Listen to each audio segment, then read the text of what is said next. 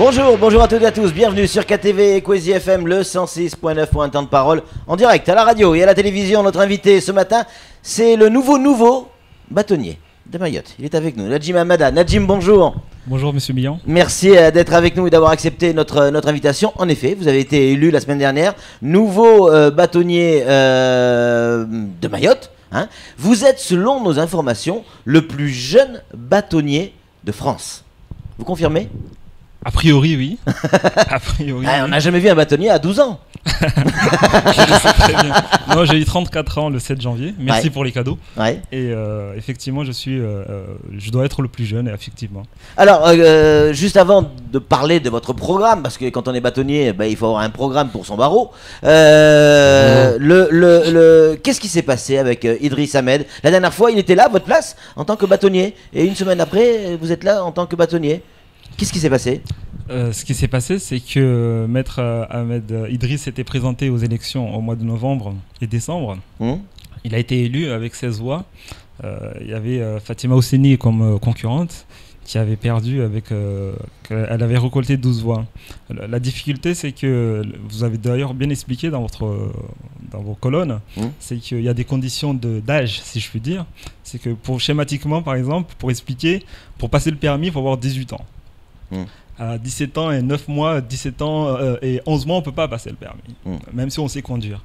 En l'occurrence, Ahmed Idriss ne respectait pas ces conditions d'âge, c'est-à-dire avoir 4 ans d'ancienneté au 1er janvier de l'année de l'élection. Voilà. Et donc, effectivement, il ne respectait pas cette condition. Un recours a été déposé par un certain nombre d'avocats. Il n'y a pas qu'un seul avocat qui a déposé un recours ? Non, il y a 3 avocats qui ont déposé un recours et qui a prospéré. L'avocat général était favorable à l'annulation parce qu'effectivement, c'était mathématique, si je puis dire. Il ne respectait pas la condition d'ancienneté. Donc l'élection a été annulée. La Cour, dans sa grande sagesse, a estimé qu'il ne pouvait pas se représenter puisqu'il s'agit des élections de l'année 2014 et donc il n'a pas pu se présenter pour l'échéance de janvier auquel je me suis présenté encore en face de Fatima Osseni et j'ai pu le remporter. Donc c'est 12 voix contre... 15 contre 11. 15 contre 11, c'est ça. Alors parlons de votre programme. Être bâtonnier à Mayotte, forcément c'est qu'on a un programme derrière, en tout cas une vision du barreau de Mayotte. C'est quoi votre vision aujourd'hui ? 2015, le barreau c'est quoi ? 2015, il faut moderniser le barreau, c'est-à-dire que effectivement, on a un retard certain par rapport à la métropole du fait de problèmes techniques, notamment. C'est-à-dire qu'actuellement, en métropole, tous les barreaux sont dématérialisés, c'est-à-dire les procédures, concrètement, les avocats vont de moins en moins aux audiences. Concrètement, quand on fait une assignation, quand on fait des conclusions, on doit se déplacer devant la juridiction pour déposer ses écritures et la partie adverse a un délai pour répondre et vient à une audience pour déposer les écritures.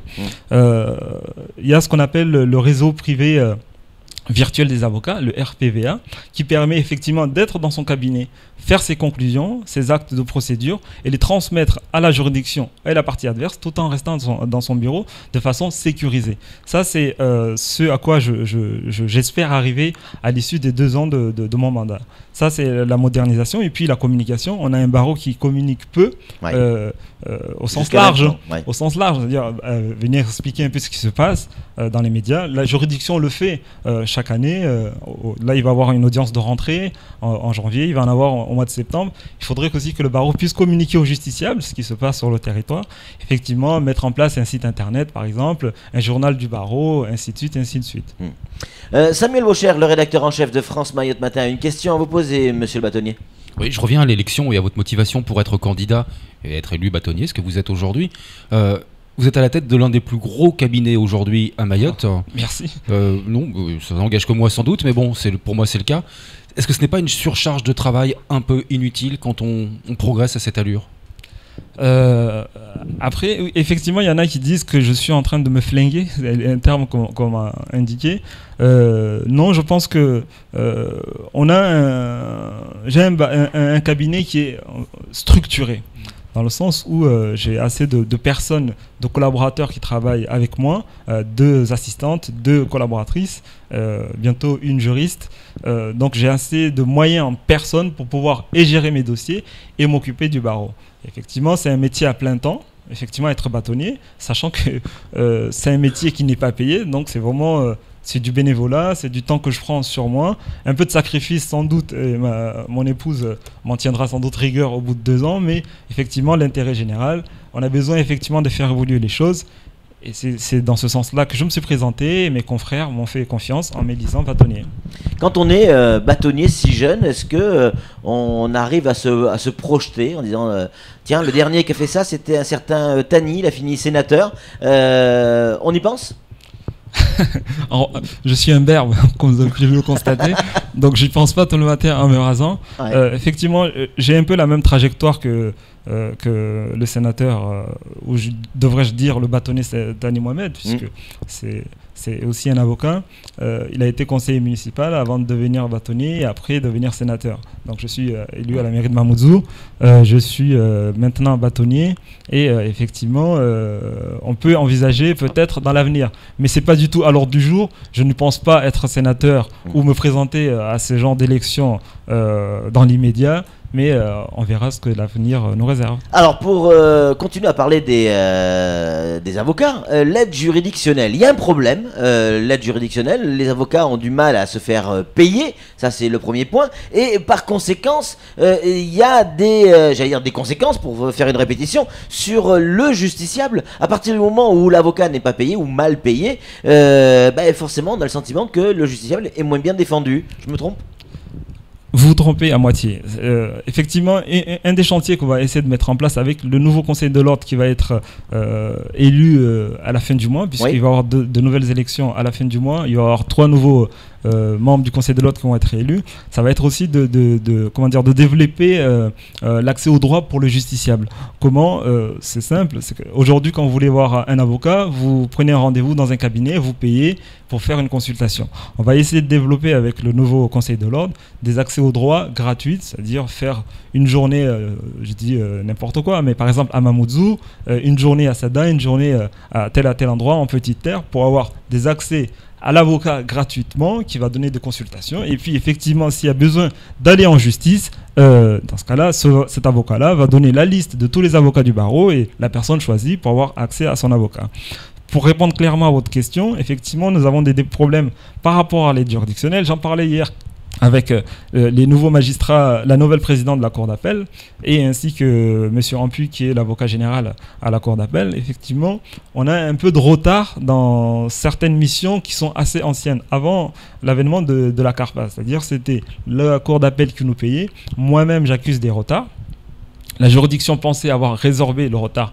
Il y a des retards qui font que certains avocats pensent, à juste raison, pouvoir dire qu'ils travaillent gratuitement, puisque c'est aujourd'hui on travaille, on est payé dans 2 ans, c'est aujourd'hui qu'on a besoin de payer son personnel, de payer son loyer, de payer toutes ses charges. Donc on a un problème par rapport à ça, et puis depuis l'avènement de la CARPA, la mise en place de la CARPA, c'est la CARPA qui paye les avocats.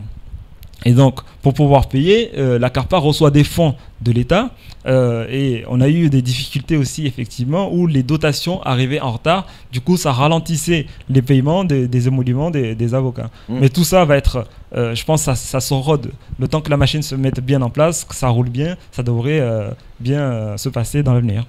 Comment on négocie, ou est-ce que ça se négocie du reste, le prix d'un avocat? J'ai un problème, je ne suis pas milliardaire, mais j'ai envie d'avoir un bon avocat, je m'adresse à tel ou tel cabinet, est-ce que j'ai le droit de discuter le prix? Est-ce que j'ai le droit de dire mais non maître, j'ai pas tant d'argent, est-ce qu'on peut se mettre d'accord sur quelque chose? Est-ce qu'on peut fonctionner par exemple à la commission? Est-ce qu'on peut fonctionner? Est-ce que tout se négocie ou il y a des règles très strictes? On fixe en tant qu'avocat nos honoraires de façon libre. C'est-à-dire il y a des critères quand même fixés par la loi qui sont notamment la notoriété de l'avocat, qui sont notamment la difficulté de l'affaire. Après, c'est de la négociation. Ouais. On peut dire pour telle procédure, pour M. Millon, qui est une de grosses fortunes de Mayotte, ça sera 10 000 €. Et pour une autre personne, pour la même affaire, ça sera 1 000 €. C'est la tête du client? c'est en fonction des conditions de fortune ça c'est bien dit, mais c'est à la tête du client. C'est une condition de fortune. C'est-à-dire que si vous avez les moyens. Mais maintenant, monsieur Millon, je vais vous prendre un autre exemple. Ouais. C'est-à-dire que vous êtes, je reprends l'expression, une des plus grosses fortunes de l'île. Vous avez un problème, ce que je ne vous souhaite pas. Vous êtes en garde à vue, vous demandez l'avocat de permanence. On ne va pas chercher votre compte en banque. L'avocat va venir gratuitement pour vous défendre en garde à vue, en comparution immédiate. Ça, c'est aussi le système français qui permet à n'importe qui, même qui a les moyens, qui demande un avocat commis d'office de venir le défendre et il aura un avocat qui sera commis d'office. Juste avant de donner la parole à Sam, quelle est la différence? Combien est payé un avocat quand il est commis d'office et pour une même affaire, en moyenne, combien il est payé quand il est demandé par son client? Je vais vous donner un exemple concret. Les comparutions immédiates qu'on est tous les jours à Mayotte. L'avocat qui intervient en comparution immédiate, c'est-à-dire gratuitement pour le justiciable. Voilà, gratuitement pour le justiciable. Il se présente devant la juridiction, il est convoqué à une certaine heure, il y reste pendant 2 heures ou 3 heures, il est payé 190 €. D'accord. Le même justiciable qui va avoir son avocat pour le défendre devant une juridiction répressive en comparution immédiate peut facturer facilement 1 000 €, 1 500 €. Vous voyez un peu la différence? Mais c'est le jeu, c'est-à-dire qu'on est avocat, on défend aussi les gens, et tous les avocats, j'ai bien dit tous les avocats de Mayotte, si protégeux, tout le monde fait la permanence. D'ailleurs, il y a des formations actuellement pour la défense des mineurs qui vont être mises en place également. Allez, très rapidement, sous forme de conclusion, Samuel Bocher. Nouveau bâtonnier, mais aussi nouveau président du TGI. Marie-Laure Piazza s'en va, c'est monsieur Sabatier qui va le remplacer. Vous avez parlé de l'aide juridictionnelle, du RVA. Quels sont les autres aménagements que vous souhaiteriez avec le TGI pour aménager, en fait, améliorer le quotidien des avocats et des justiciables? Pour améliorer le quotidien des justiciables, c'est ce que j'avais essayé de souligner au moment de la venue de la ministre, Madame Taubira, la fois dernière, je ne sais pas si c'était ici ou sur Mayotte Première, c'est que vous avez vu les conditions d'accueil des étrangers ou des justiciables au sein de cette juridiction. Par exemple, aujourd'hui, il pleut, tout le monde est à l'extérieur.